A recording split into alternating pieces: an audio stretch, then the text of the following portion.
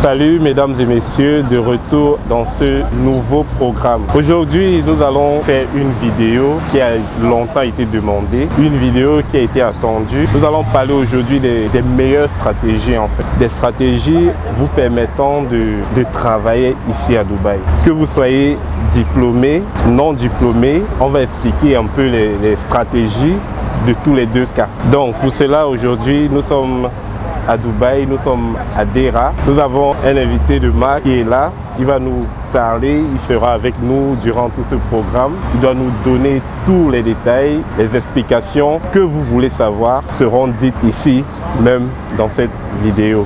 Alors, si tu n'es pas encore abonné, c'est l'occasion pour toi de cliquer sur le gros bouton rouge et d'activer la cloche de notification pour ne plus jamais rater nos prochaines vidéos. Juste après le générique, c'est parti.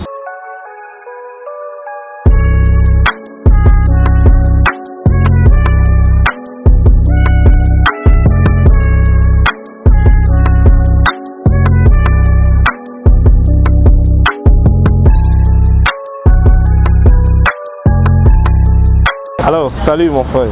Bonjour, comment tu vas? Je vais bien, je vais bien. Apparemment, la forme est là.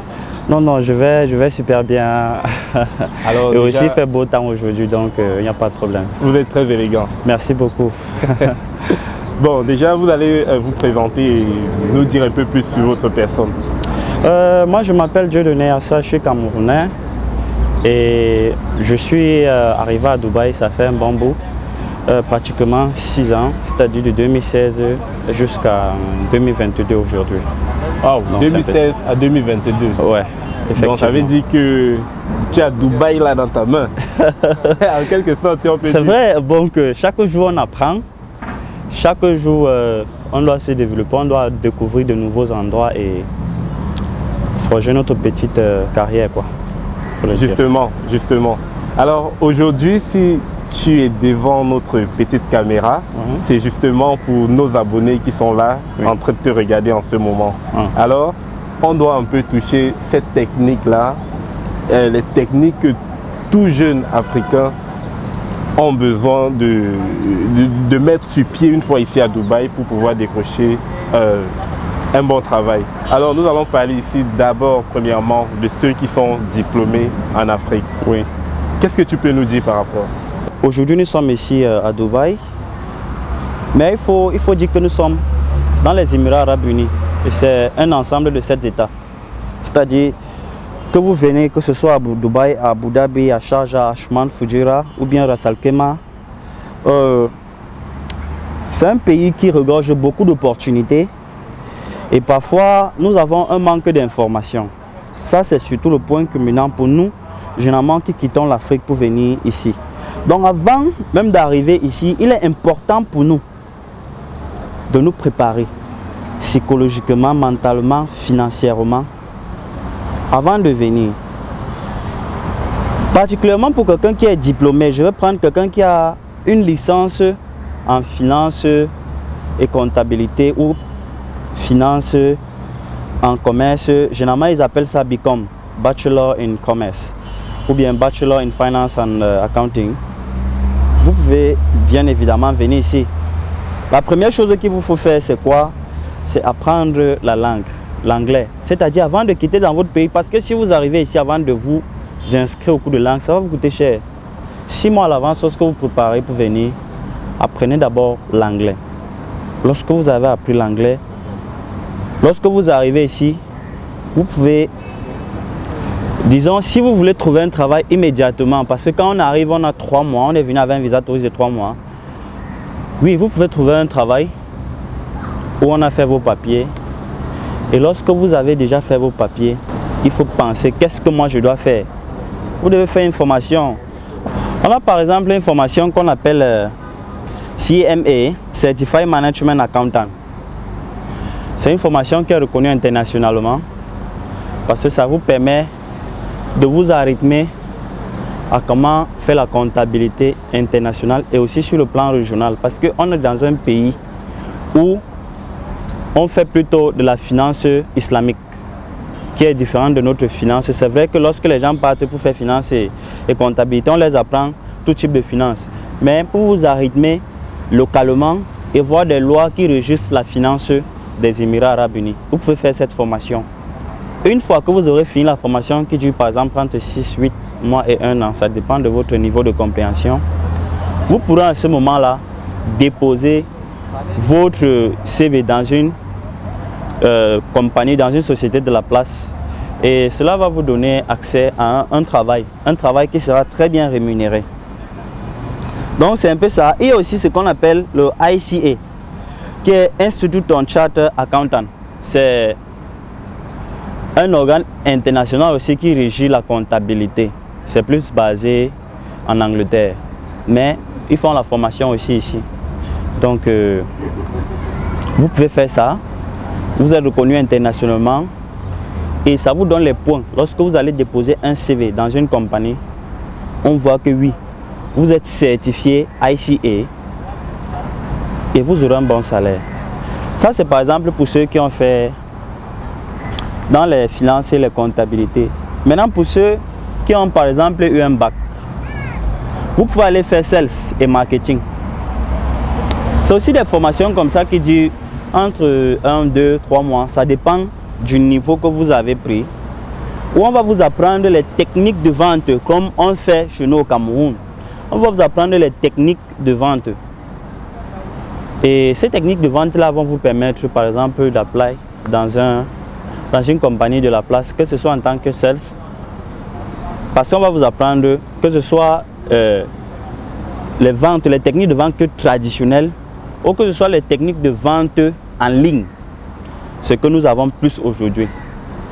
Et avec cette formation, vous aurez l'opportunité, enfin, de travailler, d'avoir un travail avec un salaire qui va vous permettre d'évoluer. Une fois que vous avez fait ça, vous pouvez aussi faire par exemple un permis de conduire, parce que le permis de conduire est très important pour vos déplacements. Vous pouvez vous acheter un véhicule.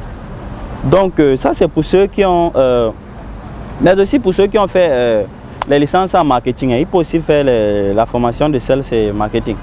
Donc c'est un peu ça. Maintenant pour quelqu'un qui n'a pas fréquenté, je vais prendre quelqu'un qui a eu peut-être le CAP au Cameroun, que ce soit en Côte d'Ivoire, parce que généralement il y a aussi les Ivoiriens.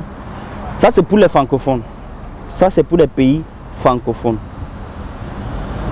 Pour ceux-là, il faut par exemple, au lieu de faire un permis de conduire pour rouler en route, c'est-à-dire un permis de conduire, généralement on dit permis B chez nous, chez les francophones, il peut faire un permis pour conduire les élévateurs, là, ce qu'on appelle en anglais forklift. Si vous faites une formation en forklift, vous avez votre permis de conduire de forklift, vous aurez un travail très décent.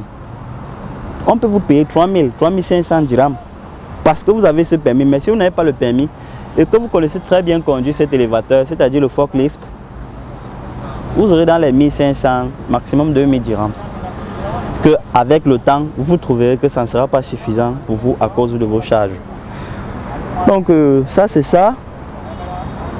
Mais un homme qui par exemple au Cameroun et qui veut venir ici, il y a une autre formation que nous on pense généralement que c'est dédié aux femmes.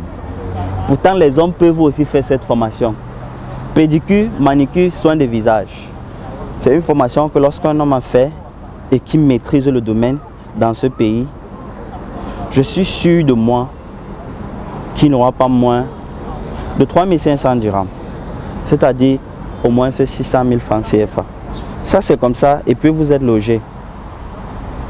Donc, généralement, lorsque vous avez des grands instituts, ils vous logent, vous avez une très bonne accommodation où vous êtes bien, vous êtes serein là-bas. Vous n'avez pas de soucis. Beaucoup de personnes disent que la vie à Dubaï est très compliquée, que c'est difficile de travailler. Bon, en fait, beaucoup de personnes parlent de Dubaï dans un sens pas très positif, généralement. Et vous, qui êtes là depuis 6 ans déjà, qu'est-ce que vous en dites par rapport à ça? Moi, ce que je vais dire, c'est que peut-être ça va choquer certains, mais ce pays est un pays d'opportunités. Et je vais le dire, pas parce que je sors la tête de l'eau, non. Mais pourquoi? Parce qu'en réalité, j'ai eu quelques informations et ça m'a permis déjà de voir comment est-ce que moi je peux faire pour pouvoir sortir de cette masse-là. Je vais prendre un exemple. Lorsque vous arrivez, cherchez à avoir des informations qui vont vous permettre d'avoir un travail comme ça. Donc, c'est un peu ça. Ce que moi je vais dire, c'est quoi? C'est que ce pays, lorsque vous arrivez, que vous avez eu un premier travail, ce premier travail-là va vous permettre, pour un petit départ, de survivre. Mais une fois que vous avez eu ce travail, demandez-vous, qu'est-ce que moi je veux? Vous devez avoir un mindset de faire. Comme on dit souvent en anglais, what do I need for my life? Qu'est-ce que tu veux pour ta vie? Est-ce que tu veux rester au niveau de ceux-là qui pleurnichent? De ceux-là qui pleurnichent que non, ils ont des petits salaires, ou bien tu veux sortir de la masse? C'est ça le plus important. Le problème que nous, généralement les francophones, nous avons dans ce pays, c'est un problème d'intégration. C'est un problème d'intégration, pourquoi? Parce que lorsqu'on arrive, on veut rester entre nous, les francophones. Or, nous devons un peu regarder ceux qui sont pas de notre nationalité, par exemple des Nigérians, qui ont en quelque sorte quand même réussi, ou bien même des francophones là qui ont réussi dans ce pays, et leur poser la question, quelle est la formation que moi je peux faire qui va me donner accès au niveau supérieur de ma vie, c'est-à-dire avoir les conditions de vie quand même acceptables pour quelqu'un qui aimerait vivre en société. Ce n'est pas seulement pour ce pays, dans n'importe quel pays que nous allons, nous devons chercher à nous intégrer. Maintenant, ne pensons pas seulement que c'est l'anglais, la chose primordiale, non. Il y a des langues qu'on oublie. Il y a l'arabe par exemple. Nous devons chercher à apprendre l'arabe, au moins à parler, même si on n'écrit pas. Dans ce pays, 60 à 70% de personnes parlent le hindi, la langue des Indiens. Il faut dire que c'est une langue qui est très parlée dans le monde entier. Parce que les Indiens, 1,3 milliard de personnes. Donc on peut comprendre la force de frappe de leur langue. Une fois que nous nous intégrons avec les langues, que ce soit l'arabe ou que ce soit l'indien, il sera plus facile pour nous. Je vais prendre quelqu'un par exemple qui a fait une formation en sales et qui parle l'arabe. Mais si vous parlez l'arabe et que vous partez à une interview, vous êtes mieux que quelqu'un qui parle seulement le français.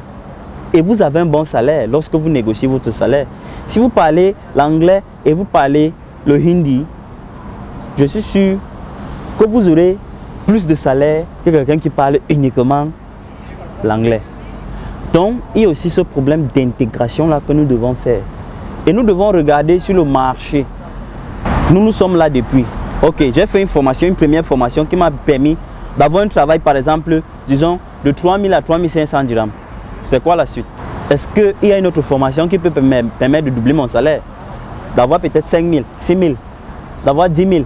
Pourquoi est-ce que nous pensons que ceux qui ont 20 000 dirhams dans le pays ici, ils ont, je sais pas, ils sont des magiciens? Non, on peut. On peut. Mais ce n'est pas facile. C'est un travail de longue haleine qui demande beaucoup d'années d'expérience, de formation continue. Parce que c'est ça qui va nous permettre, en réalité, de nous démarquer dans le marché de l'emploi et continuer d'avoir un travail assez conséquent et par conséquent le salaire qui va suivre. Donc c'est un peu ça que moi je pouvais dire. Donc maintenant on va aller sur votre cas personnel. Dès on va parler maintenant de votre cas personnel. Du moment où vous êtes arrivé ici à Dubaï, quels étaient vos objectifs? Qu'est-ce que vous avez fait en premier? Moi, je vais dire une chose. Avant que moi je ne vienne à Dubaï, j'avais d'abord essayé, je voulais aller en Allemagne au départ. Et j'avais fait les cours de langue. J'avais fait les cours de langue pour aller en Allemagne. Bon, ça n'a pas marché parce que nous connaissons les conditions aujourd'hui. Après ça, j'ai décidé de venir ici. Mais lorsque je venais, pour moi, l'optique, c'était d'arriver, de faire une formation et de travailler. Donc, quand je suis arrivé, la première des choses que j'ai fait, j'ai d'abord eu un travail où je travaillais au restaurant. Et je travaillais 9 heures de temps. C'est vrai, c'était un très bon restaurant, déjà un meilleur restaurant. C'est vrai que je ne vais pas faire la publicité ici. C'était à Ashman. On travaillait 8 heures de temps plus 1 heure de overtime chaque jour. Et on avait des tips. Donc j'ai travaillé là-bas, j'ai travaillé peut-être pendant 6 mois. Et je n'étais pas encore situé sur ce que je voulais. Je voulais soit faire d'abord mon permis de conduire, ensuite faire une autre formation. Mais j'ai rencontré un Nigérian qui a changé mon avis, qui m'a posé des questions. Qu'est-ce que toi tu veux pour ton futur? Quel genre de salaire tu veux pour ton futur? Et sur la base des réponses que moi je lui avais données, il m'a dit, tu sais quoi? J'ai dit non. Il m'a dit que, est-ce que tu sais, tu peux faire une formation plutôt en hygiène, sécurité et environnement? J'ai fait une formation en HSC, comme on dit souvent, pour ceux qui sont dans le domaine d'hygiène, sécurité et environnement. J'ai fait cette formation d'ébauche. C'est vrai que ça a plusieurs piliers. Comme je disais tout à l'heure, vous faites une première formation, vous avez un nouveau travail. Ensuite, quel est le level que vous voulez continuer? Donc, au ébauche, j'ai fait d'abord le IGC. Et ensuite, il y a le diplôme. Et maintenant, quand vous avez eu le diplôme en ébauche, International Diploma in Health and Safety Management System, vous pouvez maintenant faire le master encore en HSC. Donc, c'est un peu ça. Moi, j'ai suivi cette voie-là parce qu'au départ, moi, j'ai fait chimie industrielle. Et en chimie industrielle, on parlait aussi un peu des règles de sécurité. Comment est-ce que nous devons ranger des trucs au laboratoire? Lorsque nous travaillons, comment est-ce que notre poste de travail devrait être et tout. Donc, ça me fascinait déjà. J'avais aussi fait biologie. Donc, j'ai plutôt continué de faire en HSC parce que ça me permet de continuer à être focus sur comment est-ce que moi je peux travailler dans l'optique d'améliorer les conditions de travail des gens, d'apporter ma petite pierre dans des entreprises qui aimeraient avoir ce département-là. Parce que c'est un département qui est très important dans des entreprises. Et pour cela, vraiment, on peut dire merci aux Émirats parce qu'en réalité, eux, ils s'efforcent jour après jour. Lorsqu'on regarde des standards qui permettent aux employés de se sentir bien. Je vais par exemple prendre le cas d'Abu Dhabi où ils ont je ne sais pas comment on parle en français, mais ils ont un code of practices qui permet aux entreprises que lorsqu'ils veulent travailler dans n'importe quel domaine, ils ont une ligne de conduite. À Dubaï, on a Rakis, on a Dubai Municipality et on a plusieurs. À Sharjah, on a aussi un code of practices there. À Ras Al Khaimah, par exemple, on a Rakis. Et dans les États où ils n'ont pas encore défini, ils vous demandent de suivre au Tchad. Donc, c'est un peu dans ce cas-là qu'on peut dire que les Émirats arabes unis, ils aident des compagnies à bien situer les employés. Même s'il y a des compagnies, il y a toujours des exceptions partout qui essayent de faire abstrait de ce que le pays dit. Donc, c'est un peu ça. Et qu'est-ce que vous dites des commissions de travail dans ce pays? En ce qui concerne les commissions de travail, moi, le problème n'est pas la commission. Moi, mon problème, c'est... Ok, tu m'as dit que le travail, c'est par exemple 1500 de salaire et que je vais payer une commission, par exemple une commission de 600 ou 700. Si tu m'as donné le travail et que je travaille et qu'on a fait mes papiers, c'est bon. Ça ne veut pas dire que moi je suis pour. Personnellement, j'ai déjà trouvé au travail à plusieurs gens. Lorsque je vois par exemple une compagnie qui cherche des gens, moi personnellement, si je vois un frère qui a besoin du travail, je l'amène là-bas, gratuitement. Beaucoup de gens, s'ils voient cette vidéo, ils vont se reconnaître là. Parce qu'il y a beaucoup de gens que j'ai aidés. Ce n'est pas en quelque sorte l'orgueil, mais moi, je suis comme ça. Beaucoup de gens m'ont aidé dans ce pays. Et moi, je me suis dit, pour moi personnellement, il faudrait que j'aide un frère quand je vois qu'il est dans les soucis et que moi, j'ai la possibilité de l'aider. Maintenant, pour ceux qui se lèvent et qui cherchent le travail pour les autres, il y a des compagnies aussi ici que lorsque vous partez là-bas, par exemple, eux, ils sont spécialisés de chercher des gens pour donner dans des entreprises. Même dans notre pays, au Cameroun, il y a des consultants qui sont là pour rechercher des travailleurs qualifiés pour tel ou tel domaine. Et ils ne travaillent pas gratuitement, non. Même en France, il y a ça. Mais le souci, c'est quoi? Vous avez pris un argent pour donner le travail à quelqu'un, donnez-lui ce travail. En donnant ce travail à la personne, alors vous êtes en train de faire preuve de votre bonne foi. Donc c'est ça que moi je peux dire par rapport à la commission. Alors, qu'est-ce que vous dites, si vous avez un mot bien sûr, à ceux qui veulent venir ici à Dubaï pour se battre en quelque sorte? Ok. Pour ceux qui veulent venir à Dubaï pour se battre, je vais diviser en deux catégories. Ceux qui n'ont pas un niveau scolaire assez élevé et ceux qui en ont. Si vous n'avez pas un niveau scolaire et que vous voyez que vos conditions de vie, par exemple dans votre pays, pas seulement au Cameroun, pas seulement au Nigeria, pas seulement au Congo ou en Côte d'Ivoire, ne vous suffit pas et que vous aimeriez par exemple venir dans le pays ici, la première des choses qu'il faut faire, c'est vous préparer. Vous préparez pendant peut-être 6 mois. Apprenez d'abord la langue internationale qui est l'anglais. Lorsque vous avez la base de l'anglais, maintenant, qu'est-ce que vous allez faire? Il faut avoir une ligne de conduite bien définie. Maintenant, pour quelqu'un qui a un niveau scolaire, que ce soit quelqu'un qui a une licence par exemple en électricité, vous pouvez arriver ici, vous travaillez comme maintenancier, hein?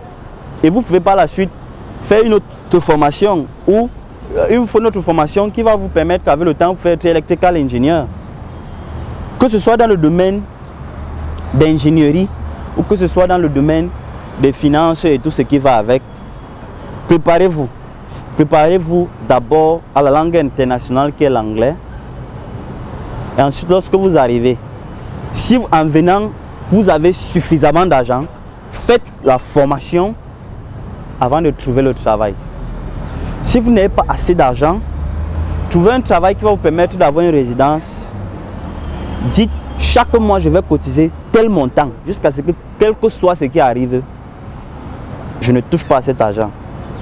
La possibilité qu'on a ici, c'est que si votre formation coûte par exemple 6 000 dirhams, vous devez d'abord payer 3 000. Par exemple, j'ai parlé tout à l'heure du ICA, International Charter of Accountants. C'est un truc qui coûte dans les 7 000 à 8 000 dirhams. Mais si vous avez d'abord 4 000 dirhams, allez payer. Au fur et à mesure que vous fréquentez, vous pouvez payer 1 000 dirhams chaque mois. Ça, c'est pour ceux qui ont déjà un niveau scolaire assez élevé et qui aimeraient venir ici. Vous pouvez arriver, vous faites une formation si vous avez bien évidemment assez d'argent. Mais si vous n'avez pas assez d'argent, vous arrivez, vous travaillez, vous trouvez d'abord un travail de subsistance qui va vous permettre en réalité